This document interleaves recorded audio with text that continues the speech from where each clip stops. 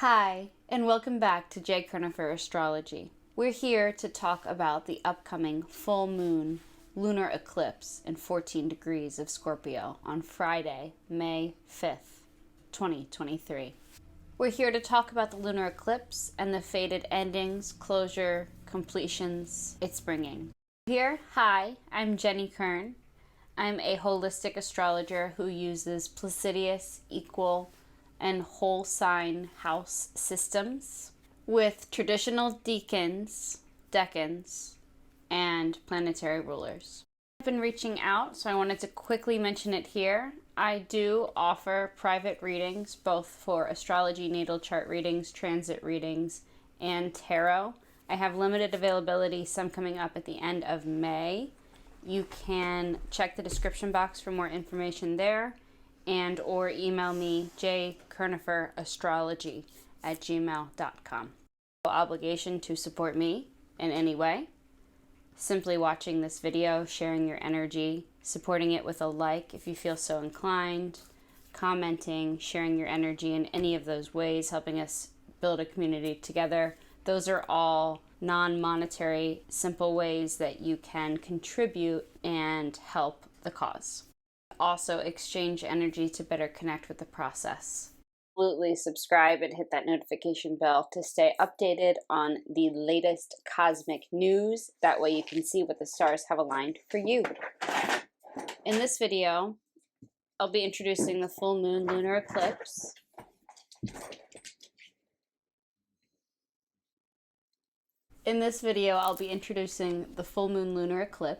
We'll be talking about the planets, the signs that are involved, and the major aspects they make to one another, what it all means, the bigger picture, and the here and now. Some interesting, we'll call them eccentricities in honor of Pluto in very eccentric and quirky Aquarius, now retrograde, 0 degrees Aquarius. Some interesting eccentricities about this full moon lunar eclipse. There are quite a few, and some of them are multi-layered, so we'll see how many we have by the end of the video.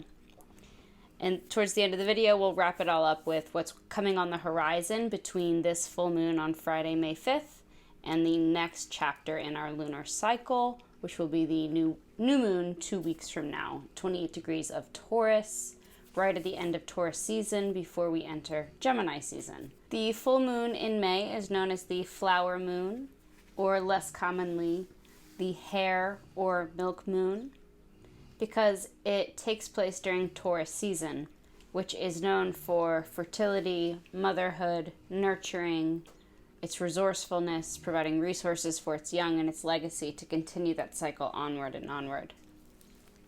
It correlates with the birth of animals in the northern hemisphere with spring, with the birth of animals that triggers mothers to lactate to provide milk for their young, which is a life force in and of itself. It's representative of our own internal life force energy and our powers of creation. It represents floral themes of abundant beauty, flowering fertility. Like we said, this full moon is always during Taurus season, which is tied to divine feminine energy ruled by Venus, receptive, yin. It's more relaxed. It's more focused on the present, the here and now. It's not so chasing or pursuing like its counterpart, Yang, Aries, Mars. Venus is much more open to receiving. It attracts. It's magnetic. We'll be focused on concepts related to creativity, creation, resourcefulness, resources. Called to acknowledge and honor the strength of your authentic roots. And as we know with May, we always have Mother's Day, a celebration of mothers in all shapes, forms, genders, situations, be them plants, to animals, to offspring or children of significant others, from parents or relationships that we weren't a part of that now we're responsible for parenting. Happy Mother's Day to all mothers out there, to dads who play both roles of dad and mom. Happy Mother's Day to everyone. Eclipse comes from the Greek word eklipsis, for abandoned. And now we have several. We average 7 combined solar and lunar eclipses a year, but some years are more active with 2 to 5 of each per year. They were viewed historically as a sign from the heavens to cease fighting and to prioritize peace and tranquility, to come together, to reconcile, and to live more integrated with how what they perceive the divine, having created them, to live according. A warning. It usually involves some sort of a revealing energy. Eclipses involve hiding and then coming to light. Usually involve intense or unusual dreams, and you can usually look to those dreams for messages, especially with Saturn and Neptune both in Pisces, with Neptune in its sign of rulership in Pisces. This is stronger now more than ever. You can look to your dreams for those messages. The energy of eclipses tends to cause us to reevaluate the relationships that we are a part of. Lunar eclipse, the Earth passes directly between the sun and the moon, aka the moon moves into the Earth's shadow. This can only occur during full moons. And when the moon is moving through the Earth's shadow, the result, forms of eclipses seem to have the same result on humans and the psyche. A rise of uncomfortable or otherwise repressed or easily avoided emotions coming bubbling to the surface, mood swings, repressed unconsciousness, especially regarding our emotional needs, come to the surface. This lunar eclipse, this full moon lunar eclipse, is happening in Taurus. So our sun, our soul's focus, the spotlight, with the moon opposite it as the mirror, is in Taurus, Scorpio. Also in Taurus, we have 6 planets. So we can mark this as one of the eccentricities, the uniquenesses. It's very rare to have this many planetary bodies all concentrated in one sign, and it's absolutely a giant spotlight on Taurus and Taurus energy of security, resourcefulness, focusing on our monies, our money, our banks, our resources, our access to resources, and the power that might provide. How resourceful we are and how it ties to our own worth. It might even come into us reflecting upon our values and whether we're living or working according to them. Also in the sign of Taurus, North Node, our point of fate and destiny, with Vesta there, electrifying that, with Mercury for a long 2 months with a retrograde. So we're absolutely, our conscious minds, Mercury, are stopping and pausing. We almost reached that electrifying union with Uranus. We got really close within 2 degrees, and then we were pulled backward.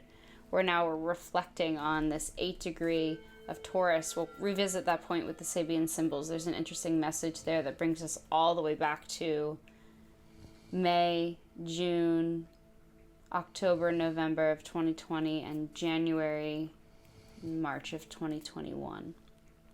Something about this time is, especially for the Divine Masculine Collective, causing us to revisit 2020 and maybe some decisions we made and maybe some regrets we might have.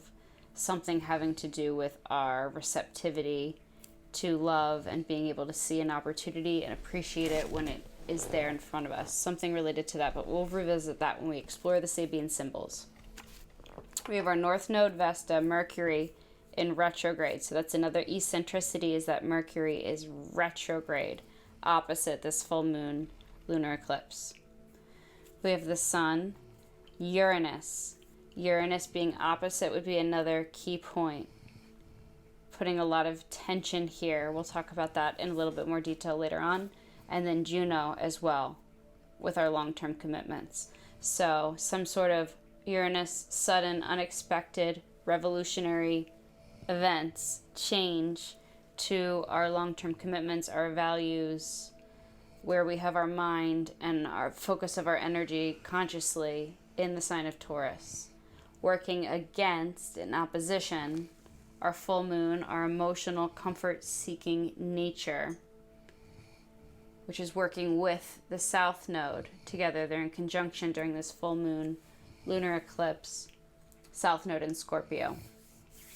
Shedding things like repressed emotions, especially resentment, anger, things that we cling to that are ultimately a poison onto ourselves. It doesn't do anything to stay mad at that person. It doesn't hurt them in any way. It doesn't give them revenge. It doesn't, whatever it may be that you holding onto that resentment may benefit or gain. All it does is extend the energy for yourself, for your own pain and your own suffering, when you could just release it and let it go. Or forgive it and let it go, whatever you need to do for closure. So things like our fears, our insecurities, resentments, anger, obsessions, things that we don't admit, things that are done in the dark, things that are secretive, mysterious, powerful and intense emotions, those are all coming to the light right now, to the surface. That mirror, that moon reflecting the light of the sun, working against our consciousness, our unconsciousness, is coming up. To our global scale, things like corruption, fraud, manipulation, misuses of power, things that are done in the dark, secrets, scandals, a lot of things are coming to the light of consciousness.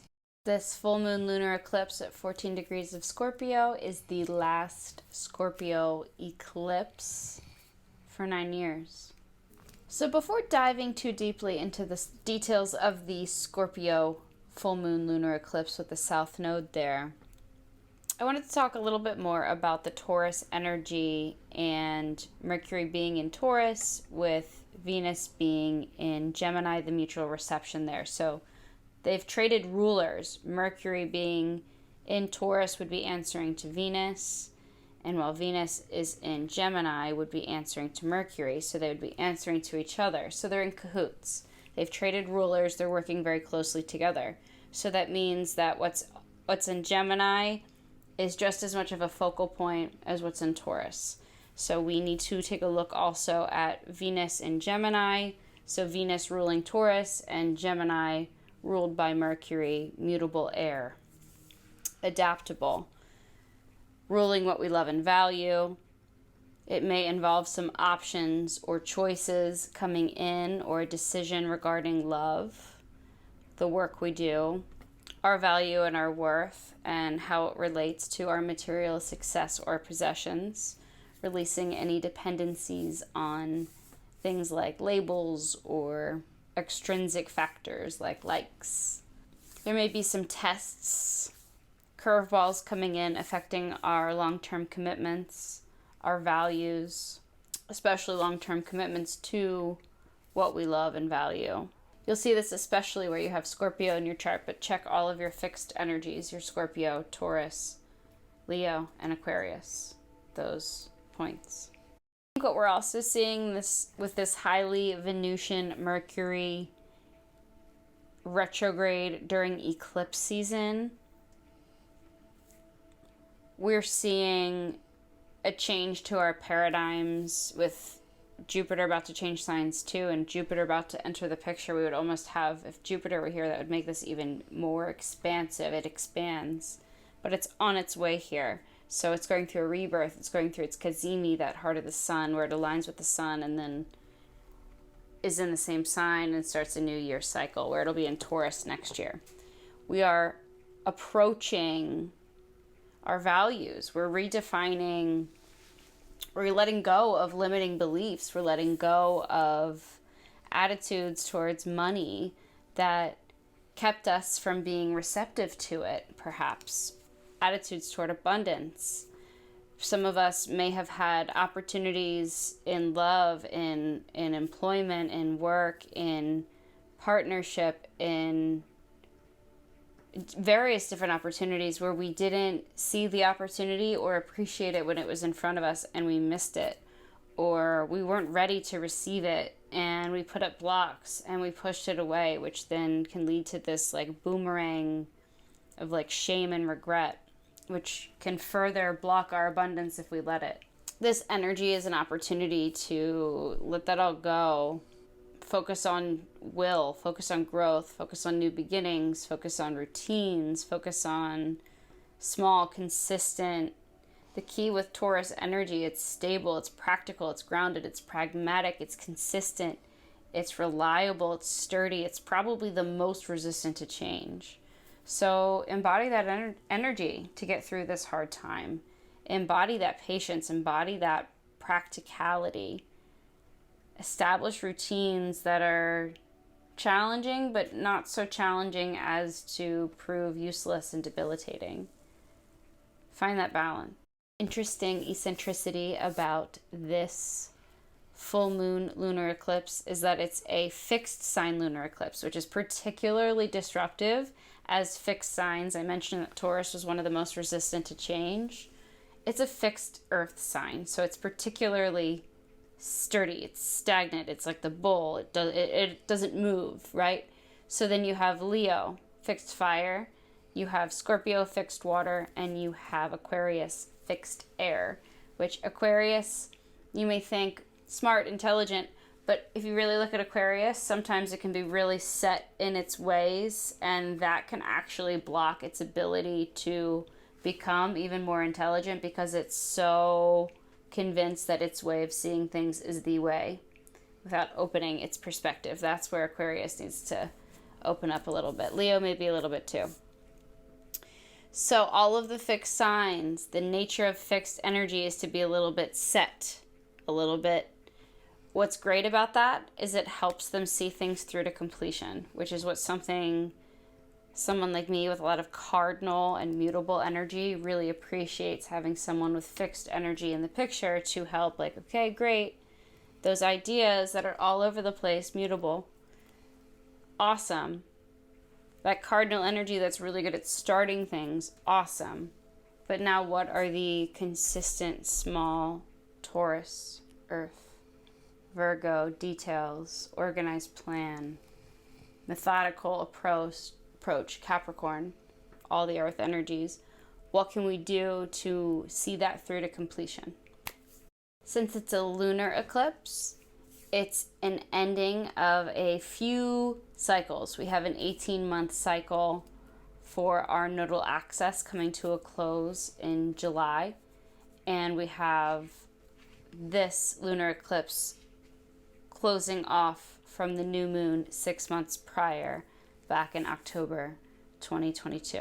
Go back, if you keep a journal or any notebooks, go back to what you were working on back around the last week of October, October 25th, when the new moon, when we planted those seeds, those manifestations for 6 months. Now we're harvesting them, completion, closure. Between then and we had a full moon during another lunar eclipse, a Taurus lunar eclipse, on November 8th, 2022, which was election day. So I have my notes in front of me, it's really interesting because the energy really, it's almost like an inversion, but the energy like really aligns. So stay with me till the end and I'll bring that back into the picture. But for you and your notes and those following along, another date to look back to would be October 25th, 2022, new moon, and November 8th, 2022, full moon. So that 2-week period, what was going on in your life, there might have been some things that were coming up psychologically, some things that were coming up in therapy, that were coming up to the surface. See what you can find from your notes back then and compare that to today. Since full moons always represent closure and completion of cycles, we need to look at what the two are opposing. We have Taurus with our 6, soon to be 7 planetary bodies, a very rare concentration against 2 pretty big emotional. South Node is really similar. South Node and Scorpio would be really similar to having a moon in Scorpio. We'll get into what that means a little bit more, but we're coming into balance now, a need for integration and balance between money, how we make money, our value, our worth, and how it's tied to our resources versus our relationship with others, those that we're in long-term commitments with, those that we share resources with via usually through those long-term commitments or business partnerships or family inheritances, all sorts of ways that you can share resources. But we're finding balance in those connections and then how they relate to power dynamics. Scorpio incarnated to merge souls with a soulmate or soulmates. They have a tendency to have these deep, intense, and transformative relationships with their significant others. But sometimes this can get imbalanced. It can lead to power struggles within their group dynamics, relationships, at work, in friendships, partnerships, etc. It can become power and power obsessed, craving power it may or may not have. It has a tendency and an openness toward the dark, the more intense, the mysterious, the private. But it can also be possessive and obsessive. The moon is considered in its fall in Scorpio, and while it feels things intensely and deeply, it has trouble regulating them, not only regulating them, but also expressing them verbally. Now, this all sounds bad and intense, but Scorpio moon also has some really beautiful gifts, which I'll get into in a little bit. There is a unique draw to the taboo or the occult or what's not commonly accepted by the status quo, to psychology, to deep analysis. They're deeply intuitive, so here come the gifts. They can read others like a book. Scorpio comes right after Libra, and both signs are other focus. They're focused on the person that's in relationship to them more than anything, and those that they share resources with. And because they're so other focused and they're so socially gifted, they can see and notice little subtle differences in the behaviors of those around them that causes them to be able to deeply intuit not only what others around them need, but how to fulfill those needs. And when any of those changes occur, how to be one step ahead, essentially, which puts Libra and Scorpio both on the category, when imbalanced, to be prone toward manipulating others for their own selfish gain. So this full moon lunar eclipse is interesting in its intensity alone. It has two planetary rulers being in the sign of Scorpio, Pluto and Mars. And Pluto just started its retrograde through 0 degrees of Aquarius in its tumultuous journey from Capricorn to Aquarius. Remember, it's a slow mover, so it takes 2 years to fully move from one sign to the next. And those transition years, those are the marks or the changes of a new generation. So I'll give you an example. 1983, 1984, transition year for Pluto in Libra and Pluto in Scorpio. The difference between Millennial generation and the generation prior. This is a perfect correlation with Pluto retrograde. And it's forming a very challenging square to our nodes of fate and destiny. So we astrologers have been talking for some time about how these new moons and full moons and eclipses have been sort of like the domino effect that Pluto's been waiting. And I think we're ready to see what Pluto has had in store for us. While Pluto is retrograding through 0 degrees of Aquarius, it has two planetary rulers.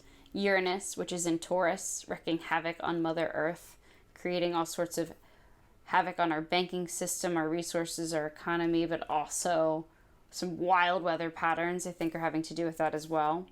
And Saturn, which was in Aquarius, but has been in Pisces since March, and will remain in Pisces for the next 2 years, bringing a different flavor when Pluto retrogrades into 29 degrees of Capricorn on June 11th. Saturn is with Neptune in the sign of Pisces, where Neptune is in its sign of rulership. This is dissolving Saturn's more rigid Capricornian influence and causing Saturn to answer to the more creative, intuitive, highest evolution of Venus, Venusian, receptive energy of Neptune and Pisces. The co-ruler of this full moon lunar eclipse, Mars, is also in a more passive or feminine energy, Cancer, where it answers to the moon.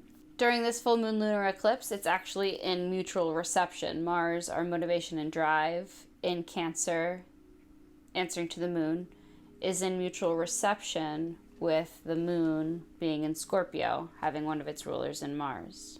So they're working very closely together. To our deepest emotional connections. Karma may be delivered to our families and our loved ones, especially as Mars approaches opposition to Pluto in the middle to late May and into June. It's interesting, another eccentricity here, that both the moon in Scorpio and Mars in Cancer are in their fall or debilitated. They're weakened. They're not fully able to express their energy. We have our moon, our emotional and comfort-seeking nature, our south node, point of karma and fate, Mars, motivation, drive, and focus, Saturn, our karmic lessons, and Neptune, our intuition and healing, all working together, working against Venus, what we love and value, our north node, point of fate and destiny, where we're headed, Mercury in retrograde, where we're really focusing, Sun, where our soul's energy, our outward expression of energy is focused, Uranus, where we're experiencing curveballs and sudden changes, and Juno, our long-term commitments, all of those working against one another. So we're needing to balance perhaps our relationships with how we're making money and how it connects to those we're in relationship with Jupiter on its way there, teaching us a whole new way to attract rather than chase abundance by prioritizing relaxation and peace and harmony.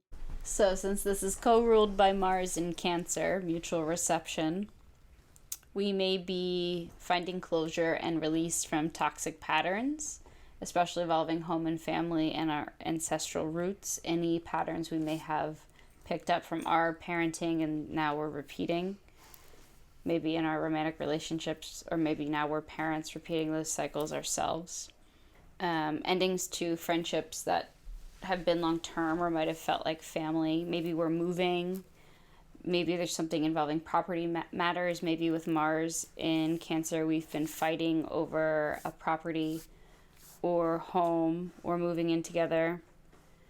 We might be focusing our energy on home renovations, especially with the state of the economy right now. Not many having the ability to purchase what limited availability is on the market at extensive rates.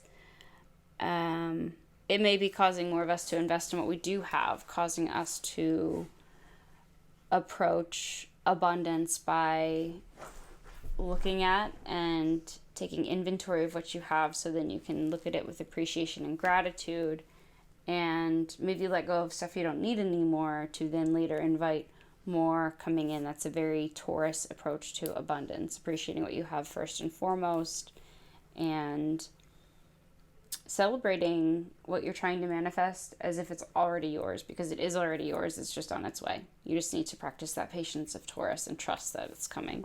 The seeds you planted are already manifesting. You already have the tools you need to succeed. So with it being in Cancer, focused on home and family, if you live by freshwater sources, Cancer rules freshwater specifically. We're already seeing this. I'm recording this on May 1st. We're already seeing flooding. I'm trying to remember what point of the year it was that we were seeing crazy flooding. I don't remember if it was February or even before that, but I remember some of these rivers were about to be over, and they're again at that point. So watch your homes. If they're by freshwater lakes, there may be some flooding and damage coming up to those homes that then would be causing you, that could be karma being delivered to you, but it would be causing you, Mars, motivation, drive, focus, to then focus on your home, because then you have to repair the damage. So that's another way that this could play out.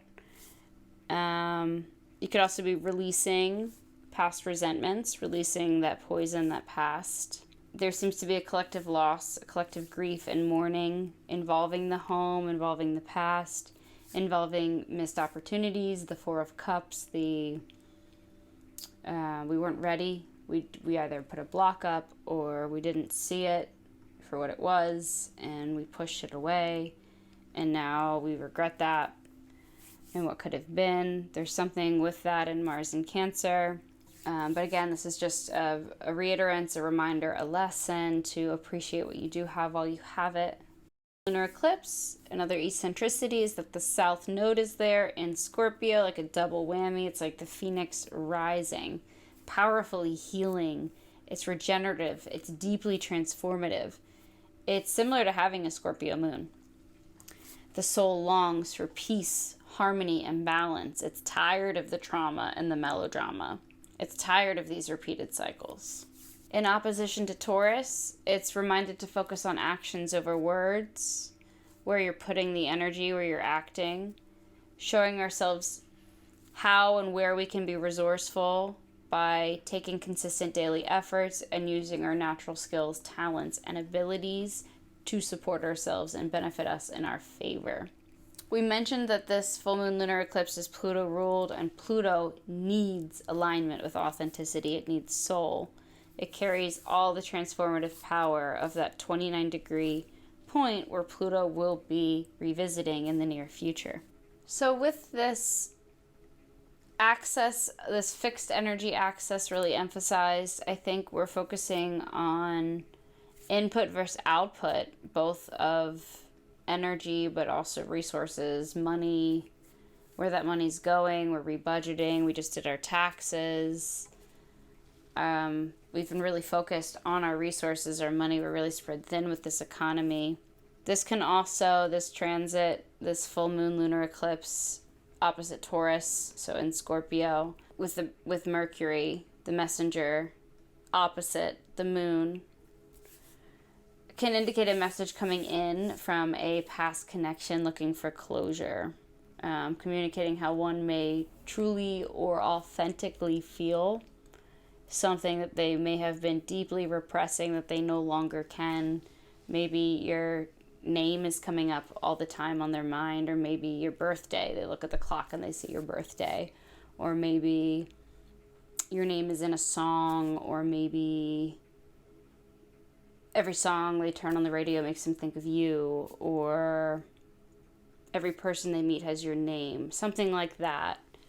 That causes, it almost haunts them. It's almost like, I'm thinking of the Carrie Underwood ghost story. Like, it's like their soul, it's this kind of energy. It's this type of an eclipse where the things that we normally could sweep under the rug or run away from or escape, like our soul just won't let us.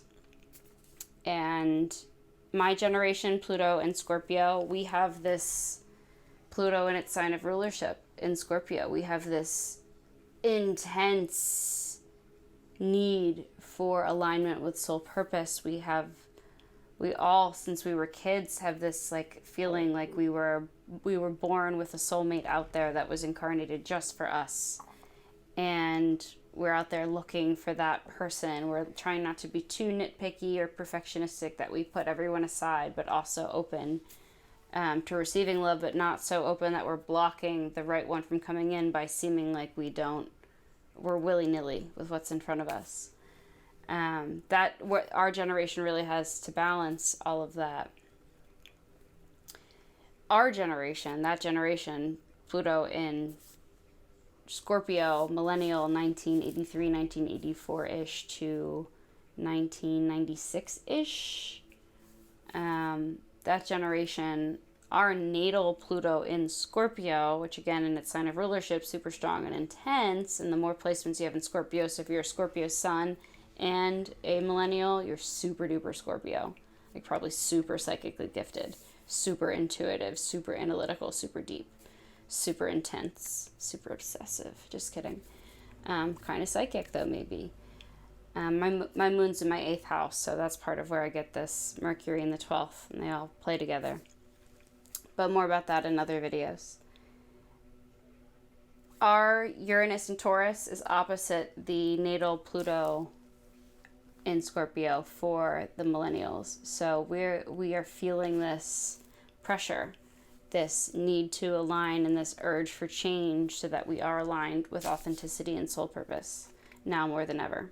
Pluto in Scorpio or Millennial generation is experiencing a period of dramatic changes. It's a leveling up, a transformation. We're leading the way for the generations below us to follow.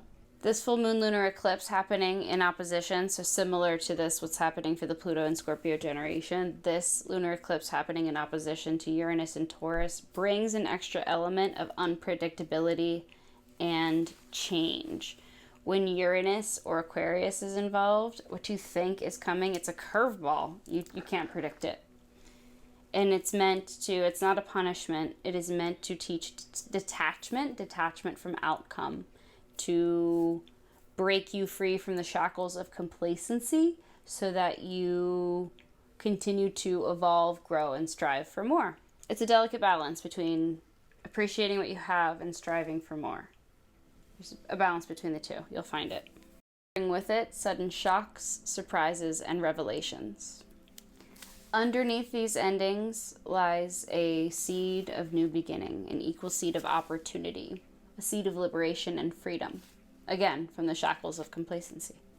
The next interesting point about this full moon lunar eclipse in 14 degrees of Scorpio is that it's happening during Jupiter's Cazimi or rebirth process, where it's shifting from go-getter, chasing, Mars-ruled Aries energy to a more receptive, Venus-ruled, Venusian, feminine, yin, Taurus energy, where it'll be from May of this year until May of next year. I've already been feeling this shift because Jupiter has been in Aries and Mars, the ruler of Aries, which was in Gemini for most of that transit, shifted into a more passive, feminine, receptive, yin energy, Cancer, back at the end of March. So we've already been shifting away from this hustle culture, go-getter, overly ambitious, driven, chasing energy into one that's more, well, how can I do less but earn more? How can I set up systems and routines and structures, innovations, innovative ways to make money, different revenue streams? How can I set myself up for a more sustainable future that doesn't involve burning the candle at both ends or juggling 3 jobs and leading myself to burnout, all for what in the end? All for someone else's dream. She'll complete in 2 weeks, just in time for our next video for the next new moon, 28 degrees of Taurus, right before Gemini season starts. And it'll form an immediate square to Pluto retrograde at 0 degrees of Aquarius, putting pressure on our transformation. So our planet of luck, expansion, wisdom, and abundance, Jupiter, putting pressure on our transformation. So something big is going on there. Jupiter coming into alignment with the North Node, fate and destiny. Mercury still lingering nearby, awareness and consciousness shining on that, all in square to Pluto, which will then also be opposite Mars, so the two delivers of karma working against one another in a square to fate and destiny. Jupiter there to expand it all. I think it'll be pretty big, but we'll see. We'll see that closer to the 16th, 17th, 18th, 19th as we get to that new moon. But Mars seems to be followed by Venus. So Venus is going to come really close to conjoining with Mars within 3 degrees. And then Venus has a retrograde while Mars continues onward. And then we have so many planets going retrograde at different points during that time of the year that it's not really worth looking at until you come back to all planets direct at the beginning of February, which is when Mars and Venus finally catch up, or rather they catch up, which is really beneficial and healing. It's an alignment of the divine masculine and feminine, which again, those energies exist within each of us.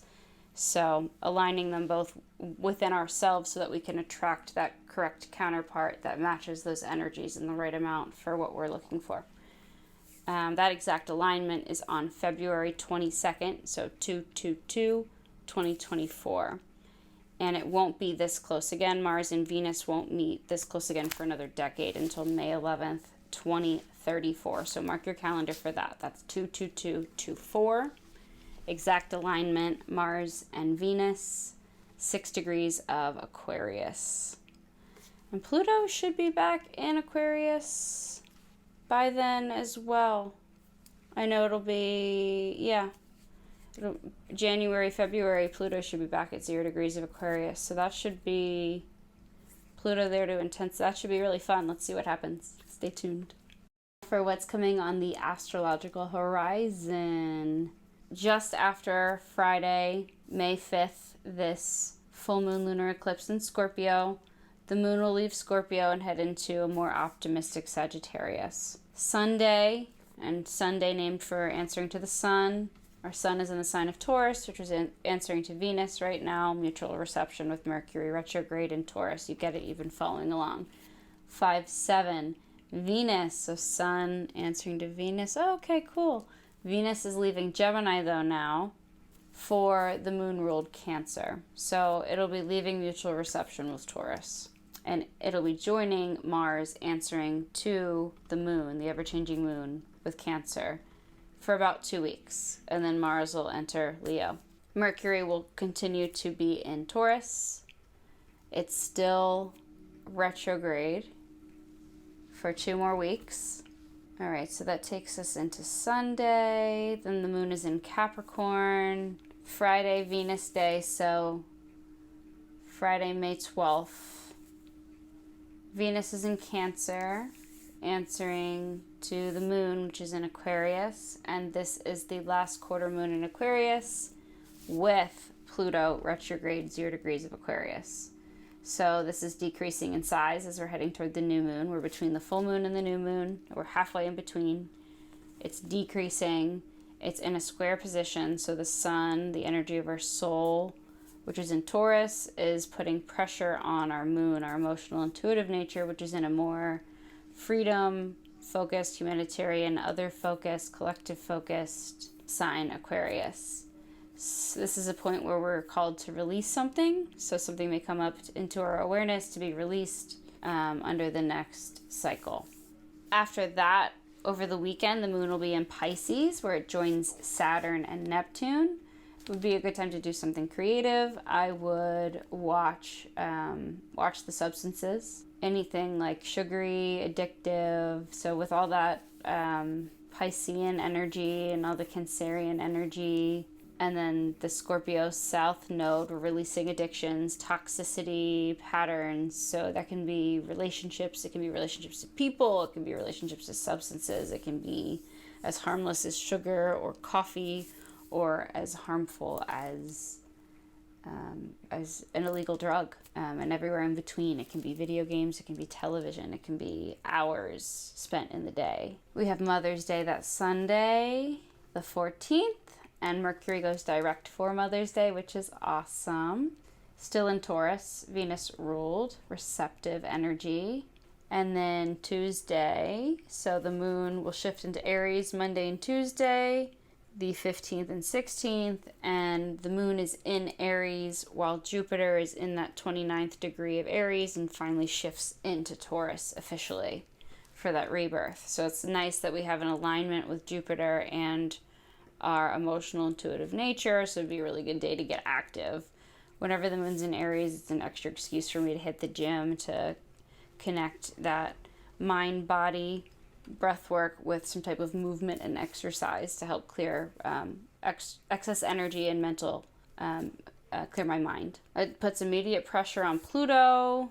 It reactivates the eclipses. It aligns with our North Node fate and destiny, building up in the future. So Wednesday, the 17th, Thursday, the 18th, and then into Friday, the 19th, the moon is in Taurus. And that is where we bookend Taurus season. We go out with one final hurrah. Jupiter, we've ushered Jupiter in with us. Moon from Aries to Taurus. Just like we began Taurus season with a new moon at the early degrees, or the late degrees of Aries, early degrees of Taurus. We're bookending Taurus season with the moon bringing Jupiter with it this time from Aries into Taurus, saying goodbye to Taurus season while the moon and sun move on together. The moon will stay for the new moon in Taurus, and then the sun takes a couple more days. On the 21st, will go into Gemini. Mars on the 20th, so that's coming up too, will go into Leo, which is sun ruled, but forming an immediate opposition to Pluto, retrograde at 0 degrees of Aquarius, so working at odds. The two delivers of karma working at odds with one another, becoming what you hate or fear. So watch out for that. That might be pretty intense. That takes us up to our next chapter in our lunar cycle. So I may or may not put out some additional videos. We'll see. I'm working with this Taurus energy. I'm learning how to trust the seeds I've planted, the videos that I already put out there. If you're looking for more information, check out the videos I already have out. There's some really great stuff. Some of it does get to be a little redundant, so I don't want these videos to be too long, but I'm trying to help you connect the dots. But if there's anything specifically that stood out to you, like, oh, Mars in Cancer, that sounded really interesting, well, look in my videos and see if there's one about that. There might be. There is for Mars in Cancer. There is for Pluto and Aquarius. And as I keep going, as I find a pace, I will put out more and more content, and I am receptive to your feedback, your comments, what you'd like to see more of. As always, thank you.